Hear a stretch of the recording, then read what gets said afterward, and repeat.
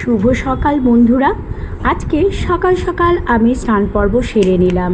আমি সকালবেলা জিমে যাই, জিম থেকে আসার পরেই স্নান করে নিয়ে ঢুকে পড়ি ঠাকুর ঘরে একটু পুজোটা সেরে নেওয়ার জন্য। তাই স্নান করে এসে আমি তুলসী পাতা তুলে নিলাম, ঠাকুর ঘরে ঢুকে একটু পুজোটা করে নেব। সকালবেলা যদি পুজো করে দিনটা শুরু করা যায়, দিনটা খুব ভালোভাবে কাটে। আর ঈশ্বরের আশীর্বাদ নিয়ে যে কোনো কাজ করলে দিনটা সত্যিই ভালো যায়। তাই আমি জিম থেকে আসার পরেই স্নান করে ঢুকে পড়ি ঠাকুর ঘরে। প্রথমে ঠাকুর পুজোটা সেরে নিই, তারপরে রান্নাঘরে ঢুকে পড়ি। সকালে টিফিনের জন্য একটু আয়োজন করে নিচ্ছি। আজকে সকালের টিফিনে আমি করে নেব ওটসের খিচুড়ি। আমি আর মেয়ে প্রতিদিনই জিমে যাই, তাই আমাদের খাবারের রুটিনটা একটু চেঞ্জ হয়েছে। এখন খাবারে একটু হালকা খাবারই আমরা পছন্দ করি। তাই আমি এখানে ওটসের খিচুড়িটাই আজকে জলখাবারে বানিয়ে নেব। ওটসের প্রচুর পরিমাণে ফাইবার থাকে, লো ক্যালোরি একটি খাবার। তাই ভাবলাম যে একটু হালকা খাবারের মধ্যে যদি ওটস করে নেওয়া যায় তাহলে মন্দ হয় না। অন্যান্য দিন আমি ওটস গরম জলে ভিজিয়ে রাখি, তারপর একটু আম দিয়ে মেখে আমি আর মেয়ে খেয়ে নিই। তো আজকে ভাবছি একটু খিচুড়িটাই করে নেব, তাতে আমার হাজব্যান্ডও খেয়ে নেবে। তাহলে আমাদের তিনজনের জলখাবারটা হয়ে যাবে। নিয়েছিলাম একটা আলুটা ভালো করে পরিষ্কার করে ধুয়ে খোসা ছাড়িয়ে নিলাম। তারপরে পটলগুলোকে খোসা ছাড়িয়ে এভাবে সরু সরু করে কুচো করে কেটে নিলাম। এখানে নিয়ে নিয়েছি 1 কাপ পরিমাণ ওটস। আমি এখানে ওটসেরই খিচুড়ি করে নিচ্ছি। তাছাড়া ওটস কিন্তু এমনি দুধ দিয়ে বা আম দিয়ে স্মুদি বানিয়ে খেলেও কিন্তু তা ভীষণই ভালো, তাতেও কিন্তু স্বাস্থ্যের খুব উপকার হয়। আর মাঝে মাঝে একটু খিচুড়ি বানালে টেস্টের বদল হয়, তাতেও ভালো লাগে। নিয়ে নিলাম 1/2 কাপ পরিমাণ মুসুর ডাল। একটা কড়াই চাপালাম, তার মধ্যে 1/2 চামচ পরিমাণ ঘি নিলাম। ঘিটা ভালো করে একটু গরম হয়ে গেলে ওটসটা একটু নাড়াচাড়া করে একটু গরম করে নেব। কারণ ওটসের মধ্যে একটা কাঁচা গন্ধ থাকে, সেই গন্ধটা কিন্তু ভালো লাগে না। তাই একটু ঘি দিয়ে ভেজে নিলে একটা সুন্দর ফ্লেভারও বেরোয়, আর ভেজে নিলে ওটসটা গলে যায় না। এবার কড়াইয়ে 1 চামচ রিফাইন্ড অয়েল নিলাম, নিয়ে নিলাম জিরে। গোটা জিরেটা একটু লাল হয়ে গেলে তার মধ্যে দিয়ে দেব আমি এখানে পটল আর আলু কুচো করে রেখেছিলাম, সেটা দিয়ে উপর থেকে একটু লবণ ছড়িয়ে একটু লালচে করে ভেজে নেব।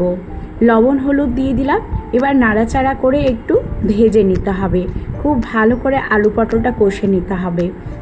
তারপরে একটা পেঁয়াজ আর কয়েকটা লঙ্কা কুচি করে তার মধ্যে দিয়ে দিলাম, সেটা দিয়েও খুব ভালো করে একটু কষে নিচ্ছি। আর ওটসের খিচুড়িতে একটু পেঁয়াজ দিলে কিন্তু খেতে মন্দ লাগে না, ভীষণ সুন্দর একটা টেস্ট হয়। এবার আলু পটলটা ভাজা হয়ে গেলে অল্প একটু জল দিলাম।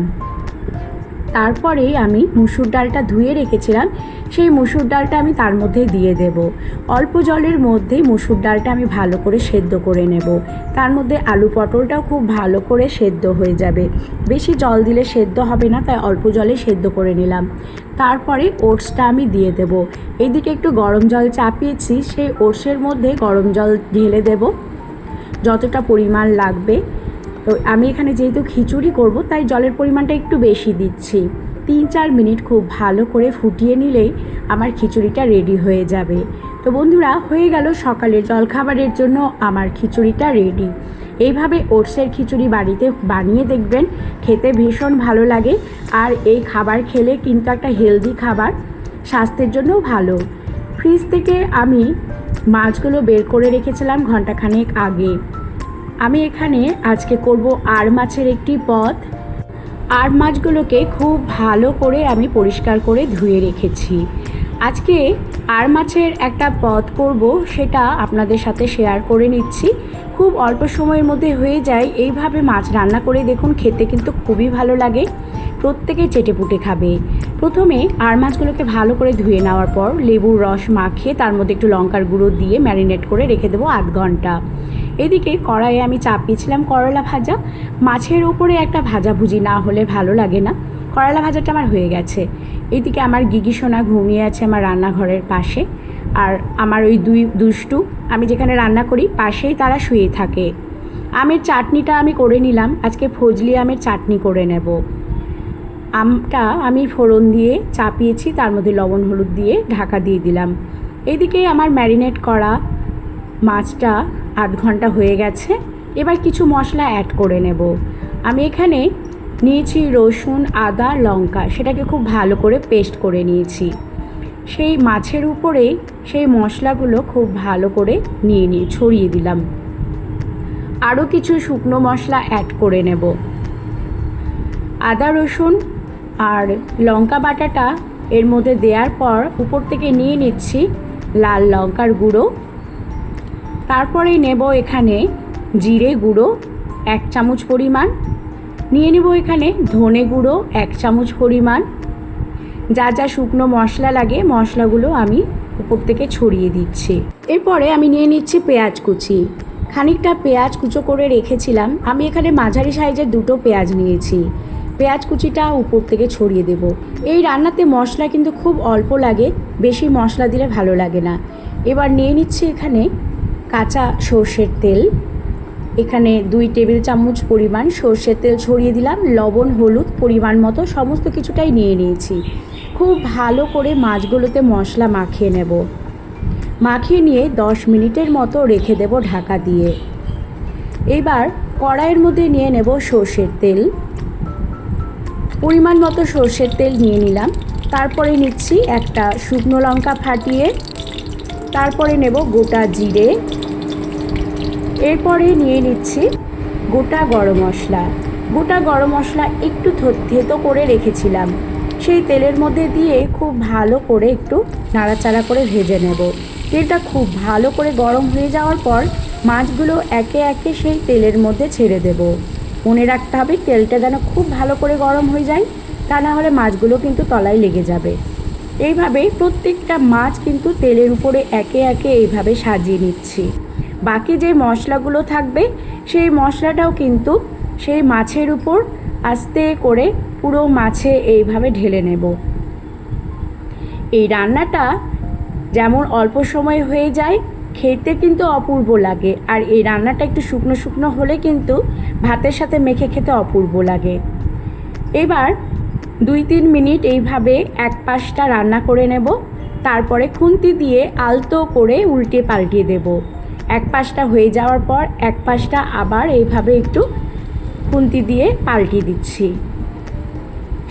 অপর পাটটাও কিন্তু ঠিক সেইভাবেই রান্না করে নিতে হবে। রান্না করার সময় গ্যাসের ফ্লেমটা কিন্তু কমিয়ে দিতে হবে, একেবারে যেন কড়াইয়ে লেগে না যায়, সেটা মাথায় রাখতে হবে। তো এইভাবে এক পাশটা হয়ে যাওয়ার পর এক পাশটা এইভাবে পাল্টিয়ে দিচ্ছি। তারপরে এখানে অল্প একটু গরম জল চাপিয়েছি। এই রান্নায় কিন্তু বেশি জল দেব না, অল্প একটু জল দিতে হবে। তাই আমি এখানে প্রায় 2 কাপের মতো জল আস্তে করে সাইড থেকে ঢেলে দেব। মাছটা দেখে বোঝা যাচ্ছে যে আমার 2 পাশটা খুব ভালো করে ভাজা হয়ে গেছে মশলার সাথে খুব ভালো করে কষে নেওয়ার পর এখানে জলটা আমি নিয়ে নেব। একটু মশলা ধোয়া জল ছিল 1/2 কাপের মতো, সেটা নিলাম। আর গরম জল নিয়ে নিলাম এখানে 2 কাপ পরিমাণ। আর জল দেব না, সেই জলের মধ্যেই কিন্তু রান্না করে নিতে হবে এইভাবে। আর ঢাকা দেব না, ঢাকা দিলে কিন্তু মাছগুলো একেবারে ভেঙে যেতে পারে। তাই অল্প অল্প তাপে 5 থেকে 6 মিনিট খুব ভালো করে ফুটিয়ে নেব। আর উপর থেকে কয়েকটা কাঁচা লঙ্কা চিড়ে দিয়ে দিচ্ছি। রান্নাটা প্রায় আমার হয়ে এসেছে, গ্যাসের ফ্লেমটা কমিয়ে দিয়েছি। এইদিকে শশাগুলো আমি খুব ভালো করে খোসা ছাড়িয়ে সেগুলোকে কেটে নেব। দুপুরে ভাতের সাথে একটু শশা না হলে ভালো লাগে না, তাই যে কোনো সবজি থাকলে, গাজর, ক্যাপসিকাম এসব থাকলে কিন্তু স্যালাডটা খেতে বেশি ভালো লাগে। তো বাড়িতে যেহেতু শুধু শশা ছিল, তাই শশাটাই খোসা ছাড়িয়ে খুব ভালো করে স্লাইস করে নিলাম গোল গোল করে। বাড়িতে অতিথি আসুক বা নাই আসুক, কিন্তু নিজেরা প্লেটে খাওয়ার পরিবেশন করার আগে একটু সাজিয়ে গুজিয়ে বসলে কিন্তু খেতে যেমন ভালো লাগে, মনটাও কিন্তু তৃপ্তি হয়। তাই এইভাবে শশাগুলোকে খুব সুন্দর করে প্লেটে সাজিয়ে নিচ্ছি। তারপরে উপর থেকে একটু লেবুর রস আর বিট লবণ ছড়িয়ে দেব। তো বন্ধুরা, এইভাবেই করে নিলাম আজকে আর মাছের ভাপা। আশা করছি সকলের খুব ভালো লেগেছে আমার এই রান্নাটি। একবার হলেও বাড়িতে ট্রাই করে দেখবেন, খেতে কিন্তু অপূর্ব লাগে আর অল্প সময়ের মধ্যে হয়ে যায়। কষা কষা এইভাবে আর মাছের ভাপা করলে আমার মনে হয় মাংসের স্বাদতেও হার মানাবে। আজকের এই রান্নাটি কেমন লেগেছে আমি সকলের কাছে অনুরোধ করব জানানোর জন্য, সাবস্ক্রাইব করার অনুরোধ রইল।